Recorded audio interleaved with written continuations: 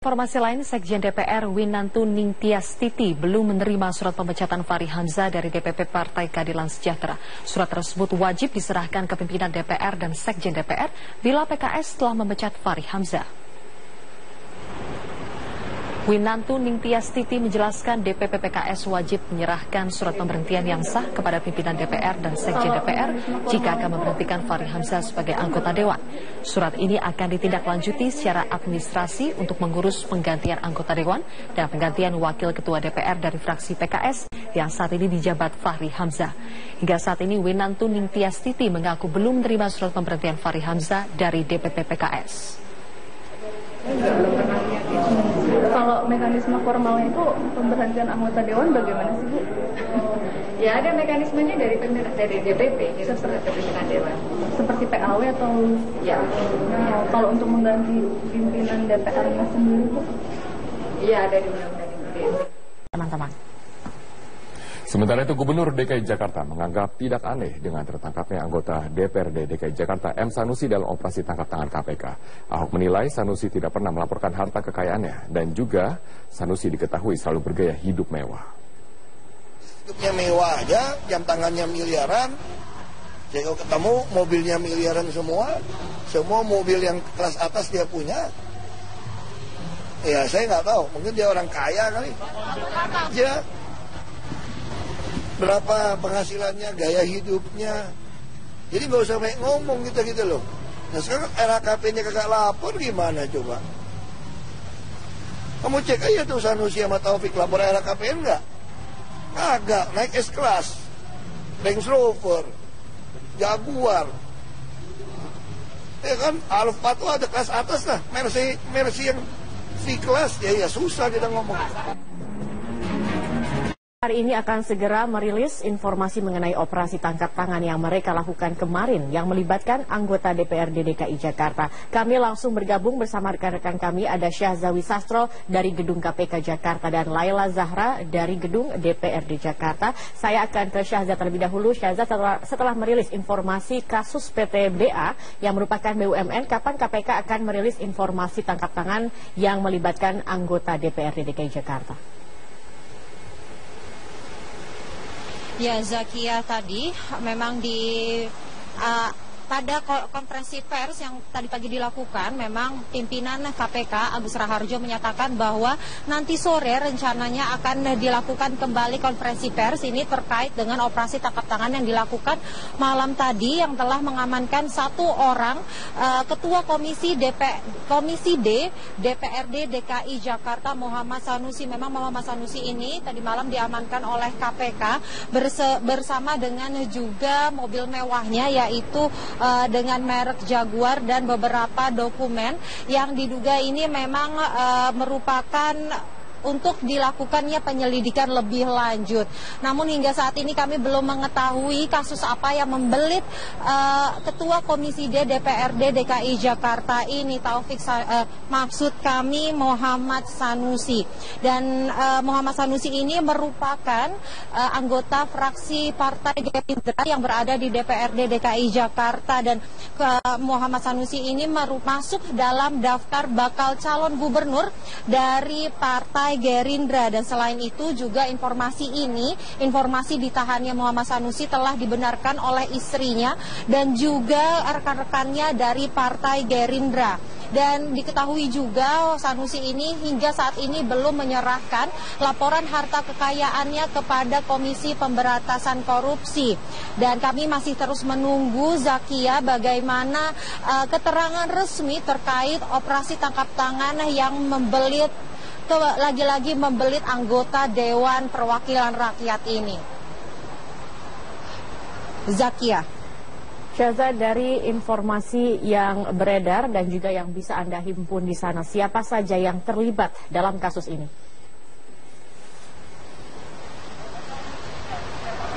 Ya, Zakia, untuk informasi mengenai siapa saja yang terlibat dalam kasus OTT KPK ini, kami hingga saat ini belum dapat memberikan informasi. Namun kemarin malam KPK telah melakukan penyegelan terhadap beberapa ruangan di DPRD DKI Jakarta. Ada 4 ruangan yang disegel oleh pihak dari Komisi Pemberantasan Korupsi, yaitu ruang dari Ketua Komisi DPRD Jakarta Muhammad Sanusi, lalu ruang dari Wakil Ketua DPRD Muhammad Taufik. Dan untuk informasi, Muhammad Taufik dan Muhammad Sanusi ini merupakan saudara kandung.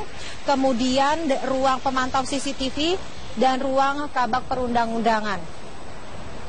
Demikian, Zakia.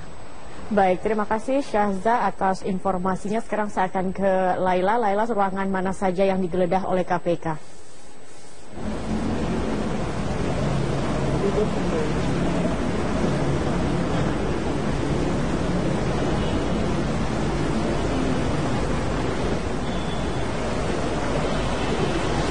Ya, Zakia dan Robert, pasca ditangkapnya Ketua Komisi D DPRD DKI Jakarta Muhammad Sanusi oleh KPK melalui operasi tangkap tangan kemarin malam, KPK melakukan penyegelan terhadap sejumlah ruang kerja di DPRD DKI Jakarta. Ada 4 ruang yang disegel oleh KPK, yaitu ruang Ketua Komisi D DPRD DKI Jakarta Muhammad Sanusi yang terletak di lantai 1, ruang kabak perundang-undangan sekretariat DPRD yang terletak di lantai 5, ruang kerja Wakil Ketua DPRD DKI Jakarta dari fraksi Gerindra yaitu Muhammad Taufik, ya ini kakak kandung dari Muhammad Sanusi, di lantai 9, dan ruang kontrol CCTV. Sebagaimana terlihat, ruang kerja Ketua Komisi D terlihat tertutup rapat dan diberi garis KPK dengan tulisan dilarang melewati garis batas. Kondisi yang sama juga terjadi di ruang kerja Muhammad Taufik, namun yang membedakan adalah adanya penjagaan yang ketat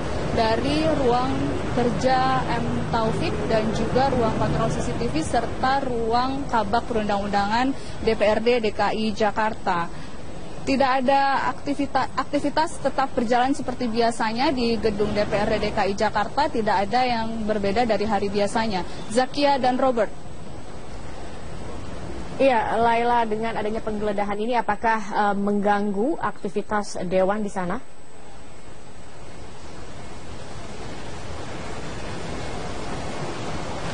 Hingga saat ini tidak terlihat adanya aktivitas dari di keempat ruang yang disegel di DPRD DKI Jakarta.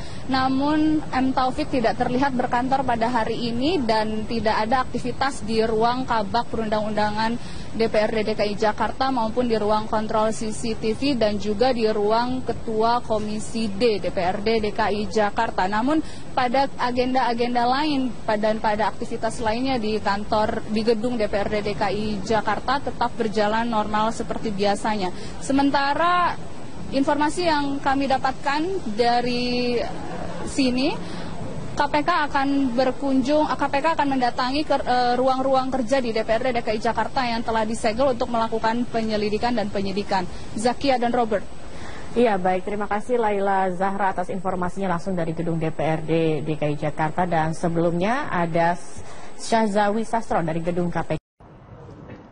Seperti Anda ketahui, kemarin kita melakukan operasi tangkap tangan.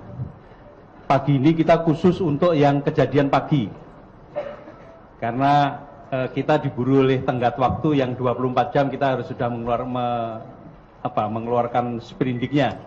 Nah, sprindiknya sudah kita tanda tangani tadi sebelum 24 jam, jadi anak-anak sudah bergerak untuk melakukan langkah-langkah lebih lanjut terhadap kasus ini.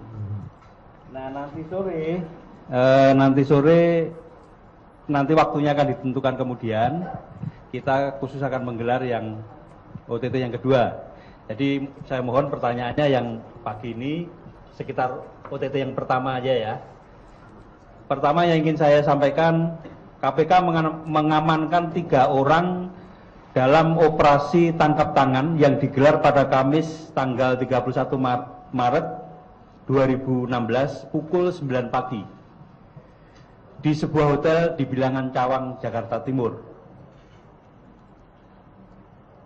ketiga orang tersebut adalah SWA, Direktur Keuangan PTBA. PTBA ini salah satu BUMN kita. Kemudian DPA, Senior Manager dari PTBA tadi. Berikutnya adalah MRD. MRD ini swasta. Kemudian saya sampaikan kronologis kegiatan penangkapan terjadi sebagai berikut. Pertama, Rabu malam tanggal 30 Maret, sekitar pukul 9 malam atau 21, MRD dan DPA membuat janji untuk bertemu di hotel tersebut. Kemudian, Kamis pagi, tanggal 31 Maret, sekitar pukul 8.20, mereka bertemu di hotel yang sudah dijanjikan tadi. Saat terjadi penyerahan dari DPA ke MRD, dilakukan di lantai 1 toilet pria. Setelah penyerahan, keduanya keluar dari hotel dan kembali ke mobil masing-masing. Saat penangkapan ditemukan uang sejumlah US dollar 148.835 yang terdiri dari 1.487 pecahan 100 dolar dan 1 lembar pecahan 50 dolar, 3 lembar pecahan 20 dolar, 2 lembar pecahan 10-an dolar, kemudian 5 lembar pecahan 1 dolar.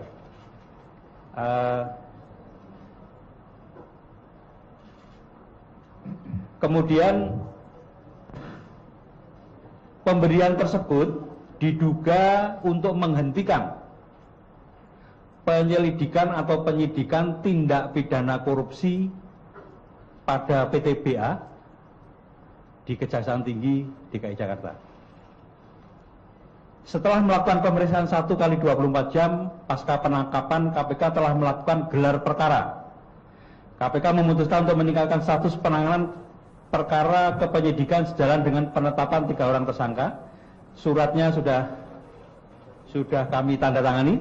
Ya, jadi sebelum 24 jam surat penyidikan itu sudah kami tanda tangani. Nah, ini adalah bukti yang kita dapatkan pada waktu penyerahan itu.